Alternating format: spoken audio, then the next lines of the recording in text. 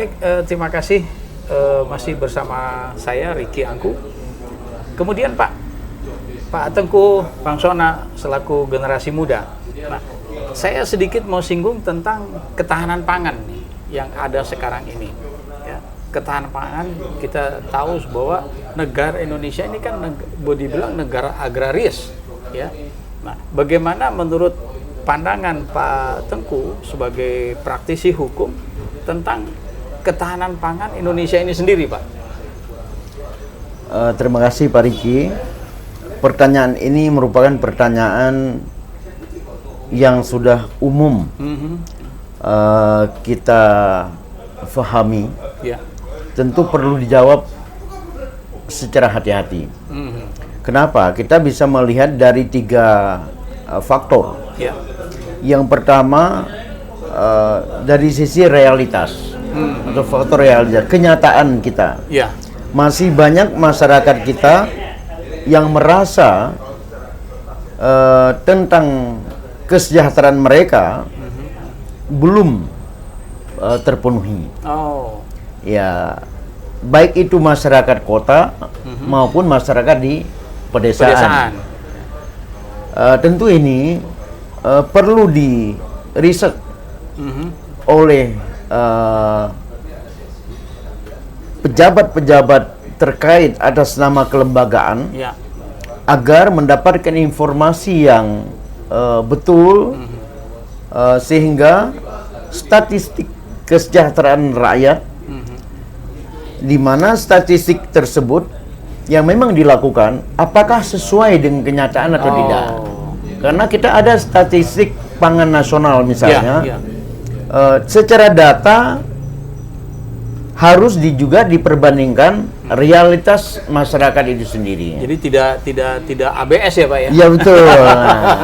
Jadi laporannya, udah begini, udah laporan akurasi ya. ABS ya. Ya betul. Itu yang pertama ya. Yang kedua dari sisi politik, Pak. Kita politik saat ini seakan-akan politik yang orientasinya pada jabatan-jabatan saja, pada kekuasaan saja. Padahal politik itu bagaimana memperjuangkan salah satunya agar masyarakat sejahtera. Itu sebenarnya. Itulah politik yang benar. Adapun kekuasaan dan jabatan itu merupakan cara untuk memperjuangkan kesejahteraan rakyat itu sendiri. Nah, itu ya yang kedua. Yang ketiga dari sisi perundang-undangan. Undang-Undang Pangan tahun 2012 kalau nggak salah, bahwa penyelenggaraan pangan diselenggarakan atau pangan diselenggarakan adalah di mana orientasinya untuk mencapaikan suatu keadilan, kesejahteraan dan pemerataan di seluruh rakyat, level masyarakat ya. Tentu. Nah, kalau kita menuju ke situ, misalnya bisa juga turunan-turunannya. Saya pikir sudah bagus, Pak. Dari sisi perundang-undangan. Hanya kembali lagi bagaimana eksekusinya. Nah, itu penting. Kalau kita selalu berbicara pada regulasi atau perundang-undangan, bahkan perda sekalipun, itu sudah dikaji secara baik, sehingga dia menjadi sebuah peraturan. Kalaupun ada kritikan dan penolakan, kan dikaji lagi. Tetapi kalau sudah diundangkan, sudah disahkan sebuah peraturan, itu udah melewati beberapa tahapan proses. Nah, namun eksekusi terhadap didasarkan pada perundang-undangan terhadap suatu peraturan itu harus juga selain pengawasan dievaluasi secara berkala. Karena ya tidak tertutup kemungkinan eksekusi tersebut bisa jadi susah untuk dilakukan. Kenapa susah dilakukan eksekusinya, Pak? Karena ada sebuah perundang-undangan atau peraturan, selain melihat regulasi itu sendiri, kan harus ada yang namanya Juklak dan Juknis. Ya. Ya. Nah, apakah itu sudah sesuai dengan perundang-undangan? Apakah ada kesulitan untuk di lapangan? Ya. Atau tidak ada kesulitan di lapangan, tetapi ada oknum misalnya yang tidak melaksanakan? Ya. Ya. Sehingga perundang-undangan dan regulasi yang telah dibuat itu tidak menjadi acuan untuk ketahanan pangan itu sendiri. Nah, kira-kira menurut Pak Tengku ini siapa yang harus menjadi pengawas daripada regulasi ini di lapangan? Tadi kan Pak Tengku bilang harus ada pengawasan apa segala macam. Apakah dari instansi itu, apa mungkin dari masyarakat itu sendiri, atau mungkin dari generasi muda ini bisa dilibatkan di situ? Kira-kira menurut Pak Tengku gimana nih? Ya, kalau bicara pengawasan itu ada 3. Pertama, pengawasan adalah oleh lembaga yang memang sudah resmi melakukan pengawasan itu sendiri. Namun ada namanya pengawasan melekat. Itu juga perlu dilakukan oleh siapa? Oleh atasannya langsung. Atasan yang tertinggi di negeri ini ya presiden. Jadi Pak Presiden, saya pikir dibantu oleh Pak Wakil Presiden, mesti melakukan pengawasan melekat agar tidak hanya menerima laporan.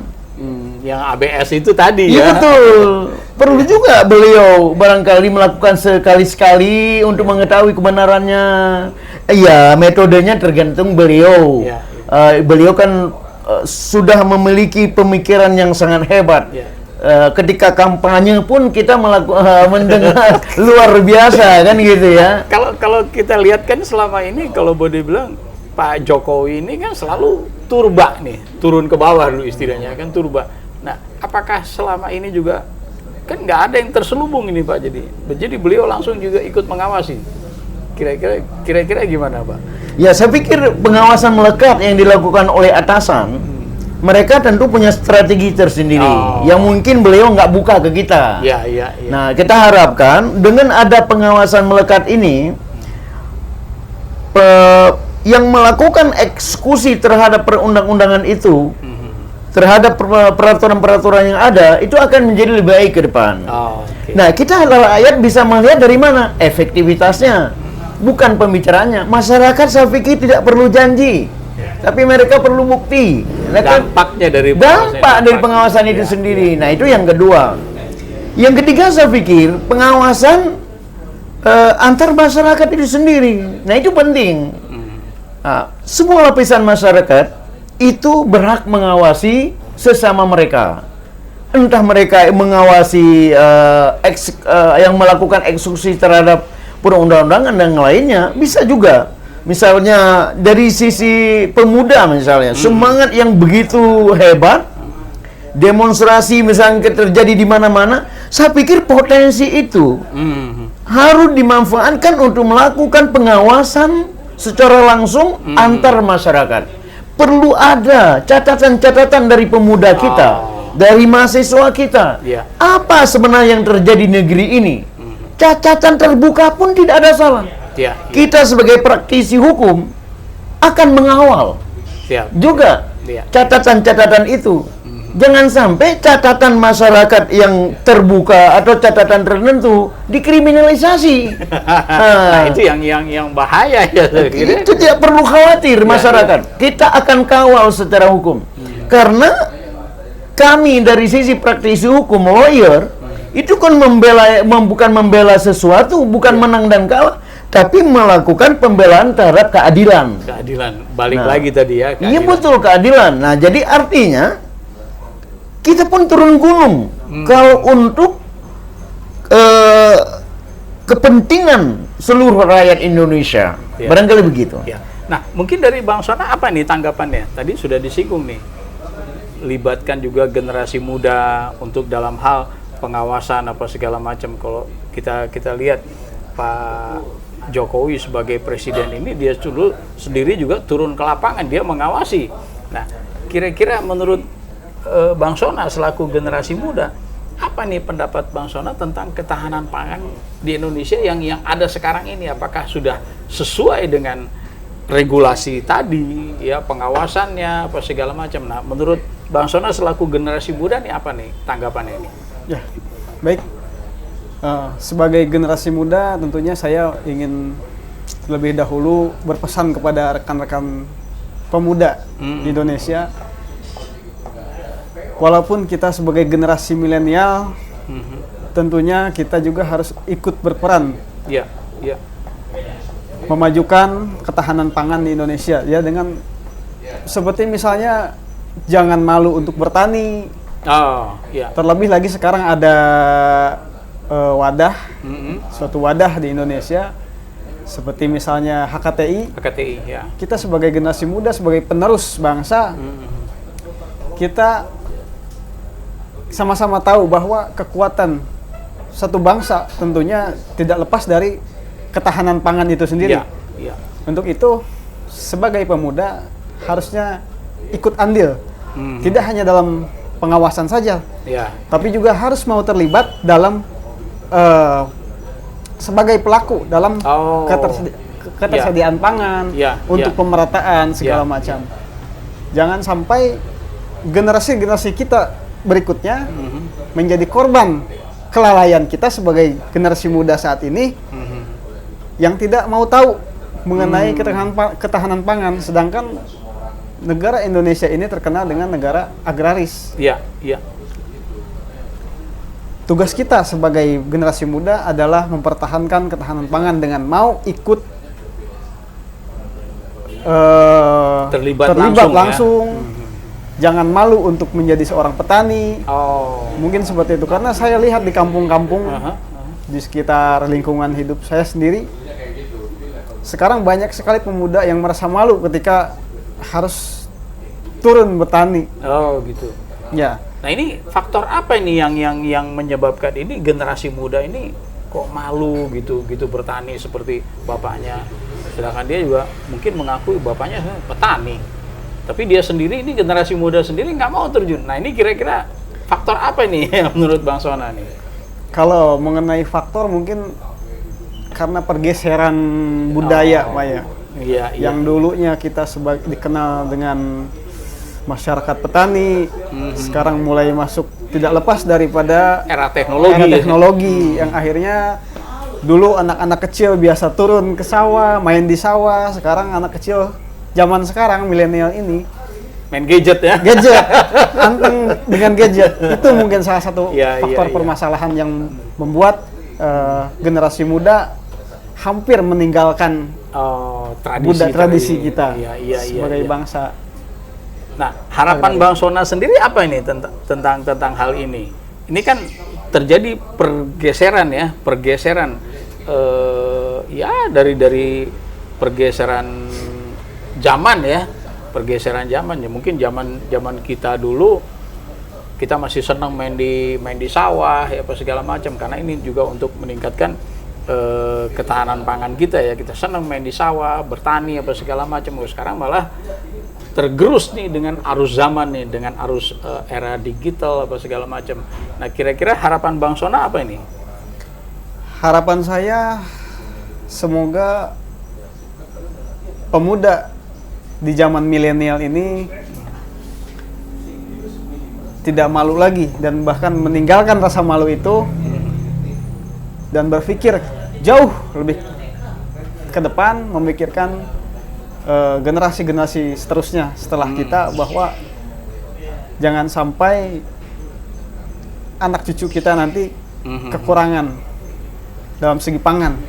Bagaimana kita mau menjadi bangsa yang maju apabila pangan saja kita harus import ya. Iya.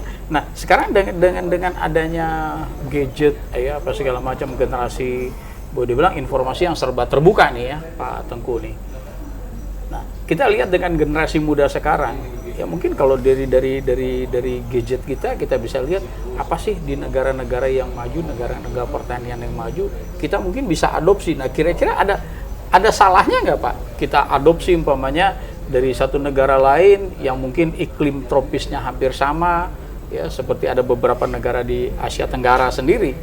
Nah, bisa nggak kita adopsi itu Pak tentang bagaimana sih pola pertanian apa segala macam. Mungkin juga nanti akan dikaitkan dengan regulasi-regulasi yang akan dibuat oleh pemerintah. Menurut pandangan Pak Tengku gimana nih? Baik, saya menarik ya tentang ketahanan pangan dari sektor pertanian. Ya, Karena dia juga bisa dari sektor kelautan, ya, dari sektor yang lain juga. Saya lihat sampai hari ini kuncinya kita belum bisa memberikan peningkatan kesejahteraan atau menghargai para petani kita. oh, Itu sebenarnya di situ. Kenapa pemuda kita meninggalkan pertanian, kelautan? Karena mereka tidak dihargai. Itu sebenarnya. ya, ya, ya, Dari sisi regulasi kita sebenarnya sudah bagus. Ya. Tentu akan dikaji ulang untuk penyempurnaan. ya, Tapi di lapangan penting regulasi itu ada, mesti digunakan. Bagaimana menghargai dunia pertanian, dunia kelautan menjadi suatu titik di mana mereka bangga terhadap aktivitas mereka. ya, ya, Yang kedua, penghargaan ini memang belum terlihat dari sisi apa? Karena para petani kita kelihatan belum sejahtera. Justru yang sejahtera adalah bukan petani, pedagang. pedagang.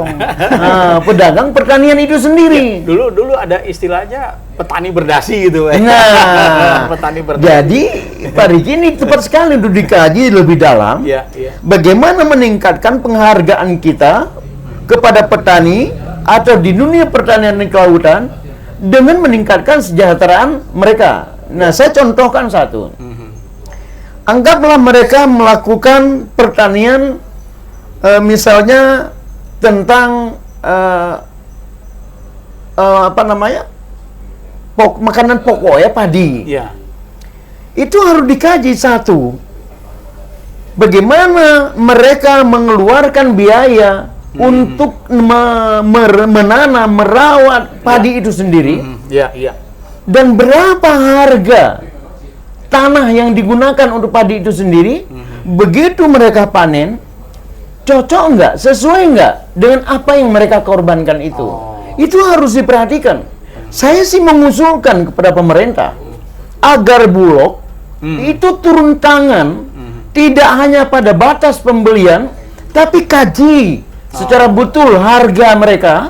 Bukannya dikaji dari sisi pupuk saja, kaji secara komplit, secara keseluruhan, lalu berikan penghargaan ketika kita membeli hasil tani rakyat. Nah, itu satu. Kalau para pemuda meninggalkan dunia pertanian, dunia kelautan, masuk akal. Mereka lebih dihargai oleh gadget. Bukan hanya hobi, tapi dihargai. ya, ya. Melalui gadgetnya bisa menghasilkan juga. Kan begitu. Ya. Selain memang ini adalah menyenangkan, mereka menghasilkan juga. Ini saya pikir satu persatu pemuda kita akan semua beralih kepada teknologi gadget dan yang lainnya, meninggalkan pertanian, meninggalkan kelautan, sangat berbahaya bagi ketahanan pangan kita.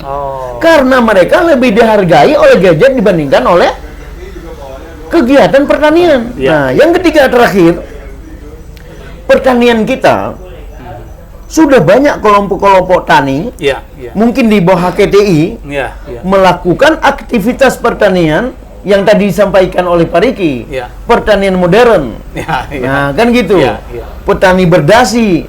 Jangan ngebayangin kita itu dalam dunia pertanian harus bajak sawah dengan sapi. Ya kan gitu. Ya, ya. Anak-anak sekarang lebih suka jalan-jalan di mall daripada di sawah. Ya. Nah, jadi kita harus menggambarkan mereka sebagai petani profesional. Petani yang modern, mampu mengontrol hasil pertaniannya itu tidak hanya 1 meter atau 1 sawah, tapi bisa mengontrol ratusan hektar. Ya, ya. Jadi dengan demikian petani itu merasa bangga, saya petani. Kenapa? Ya. Petani mendapatkan penghargaan dan penghasilan yang luar biasa. Amin, Begitu. amin, amin.